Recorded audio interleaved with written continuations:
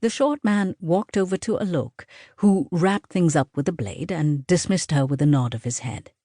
The man bowed low. "I received your note, Your Excellency." "My note?" "A bit late, but I rushed over here. I have heard news, and I came to the palace straight away when I heard of it.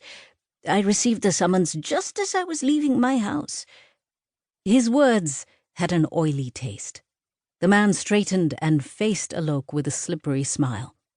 "But it was hard to come by, terribly difficult, and I have people to take care of in my guild, especially with the drought fast approaching." Esha suppressed a laugh. He didn't even bother to play the game. Another setting, and she may have even admired the man's gall. "Are you asking to be compensated?" Alok said. "For information that could save the city?" "Oh, no, my lord. I would never ask for that. But a little help would be welcome," the man said. This was where Esha should step in, but she felt compelled to stay back, keep watching. The citizens of Gwali had believed their story, that the Yavar had attempted to invade the palace, that Princess Reha had defended them by alerting the Sanaps to the attempted insurgents, that Vardhan abdicated in her favor out of gratitude. Most of the citizens were loyal, but there would always be a few who would be eager to take advantage of the turmoil that always followed a change in power. A strong story made that more difficult. Alok gave him an absent-minded nod, and Guildsman Gugil's grin was unmistakable. The guildsman had yet to understand that Alok gave that nod to just about everything, mostly to stall a decision.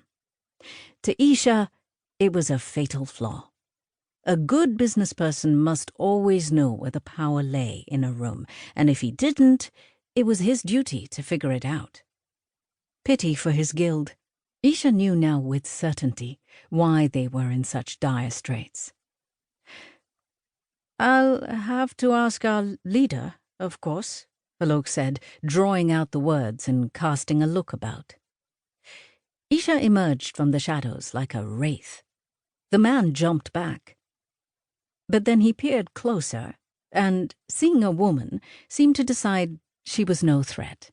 His mask of deference dropped, and there was an upturned slant to his mouth, a gleam in his eye.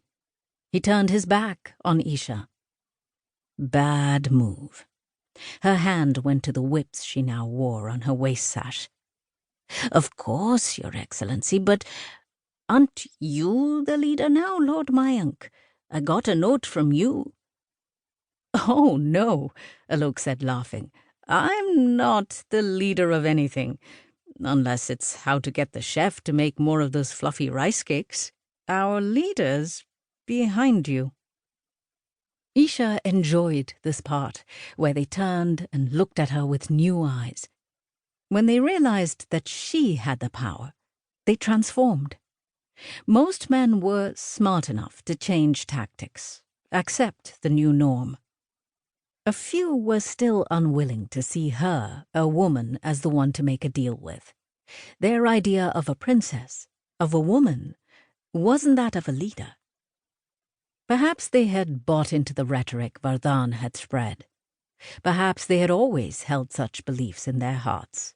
Hard to tell, and Esha did not care. Those men were difficult, but Esha had found a way to deal with them.